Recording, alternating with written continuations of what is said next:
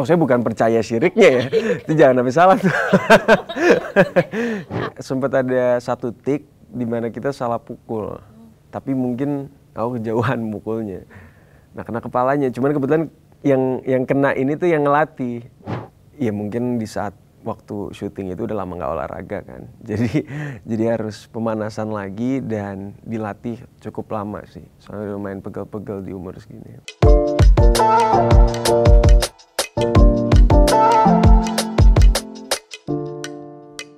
Halo Sobat Grit, aku Teguh Rasya. Hari ini aku mau cerita dikit tentang film terbaru aku yang berjudul Syirik. Jadi film Syirik ini kalau secara gambaran besar itu menceritakan tentang perjalanan pulang kampung dari seorang pemuda yang bernama Said, di mana Said ini menghabiskan waktu dia belajar di sebuah pesantren, dan pas balik ke halaman kampungnya, dia tiba-tiba ngelihat bahwa kok situasinya berbeda dari yang dulu dia kenal. Dari nuansanya, dari kepercayaannya 180 derajat sama apa yang dia tahu sebelumnya. Karakternya Said ini dia bisa dibilang sosok yang pemberani. Pemberani dalam artian pas dia ngelihat perubahan yang segitu signifikannya di halamannya, dia langsung mencari tahu dengan sendirinya, berusaha untuk mengupas satu persatu hal yang menurut dia aneh dan gak masuk akal, dan dia juga siap untuk mengkonfrontasi itu gitu. Okay. Jadi kalau ditanya awalnya kenapa, mungkin lebih karena pas ngebaca skripnya ini, aku lihat kalau film Syirik ini bukan film horor biasa. Jadi ada unsur horornya, ada unsur dramanya, ada romansnya juga, tapi di balik itu perjalanan Said ini benar-benar banyak banget pelajaran yang kita bisa dapat lah gitu di saat kita nonton atau dengar ceritanya gitu. Okay. Nah, oh iya tadi satu lagi juga ada actionnya, dan actionnya itu lumayan panjang sequence-sequence-nya dan butuh persiapan yang lumayan luar biasa sih, karena ya mungkin di saat waktu syuting itu udah lama nggak olahraga kan, jadi harus pemanasan lagi dan dilatih cukup lama sih, soalnya lumayan pegel-pegel di umur segini. Oh iya kan? Tapi lebam-lebam nggak atau aman? Sempet. Jadi sempat ada satu tik di mana kita salah pukul. Jadi salah pukul yang dimaksud itu harusnya di dalam satu sequence panjang itu lawannya itu mundur kan, tapi mungkin aku kejauhan mukulnya. Nah kena kepalanya, cuman kebetulan yang kena ini tuh yang ngelatih, dan dia memang udah kuat kan fisiknya kan.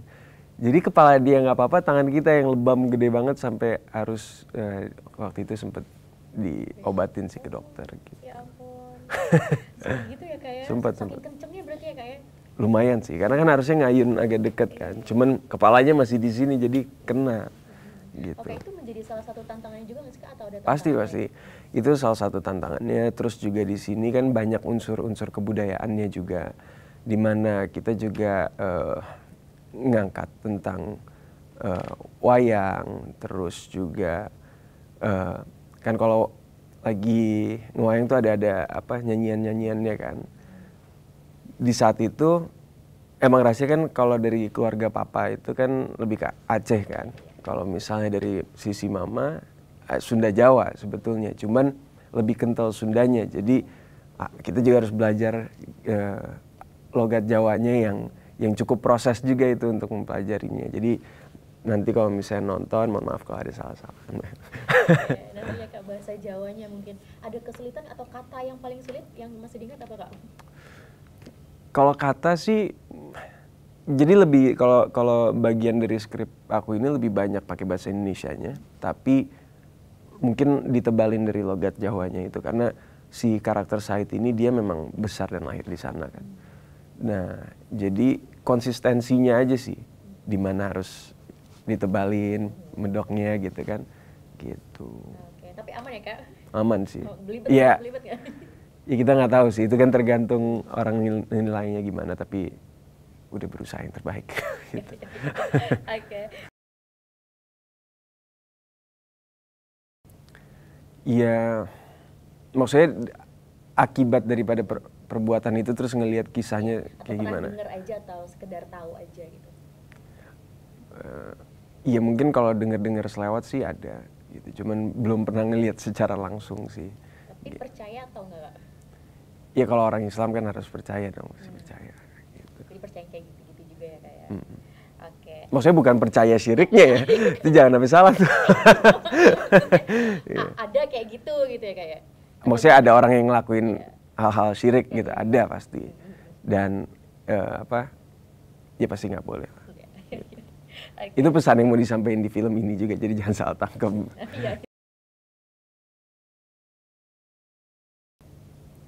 Satu kata aja. Iya, tanpa spoiler.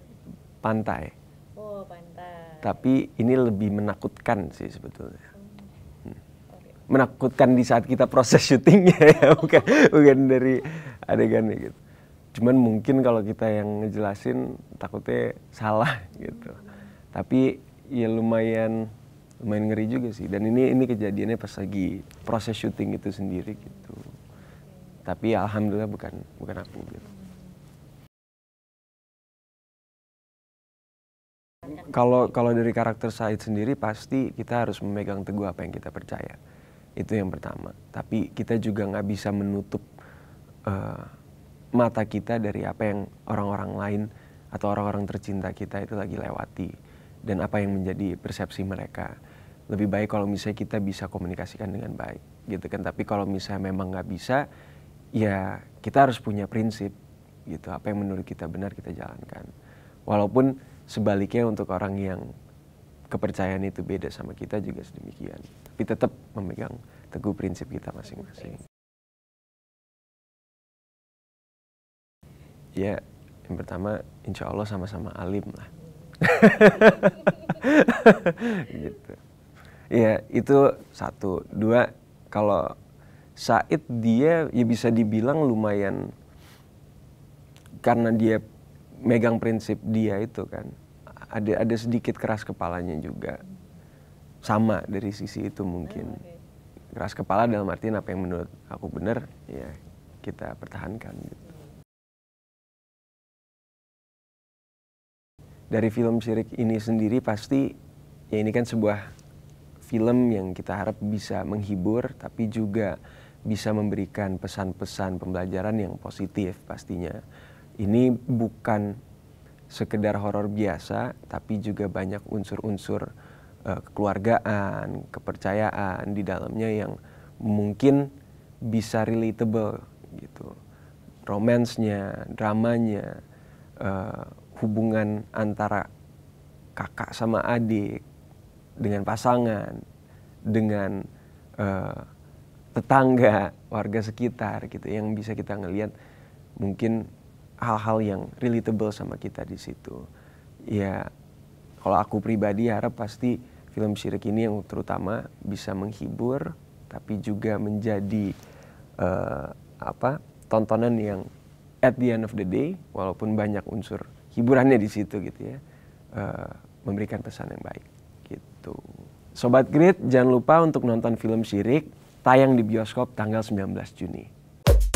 Terima kasih sudah menonton video ini. Jangan lupa subscribe dan aktifkan lonceng notifikasi supaya kamu nggak ketinggalan video terbaru dari Grit.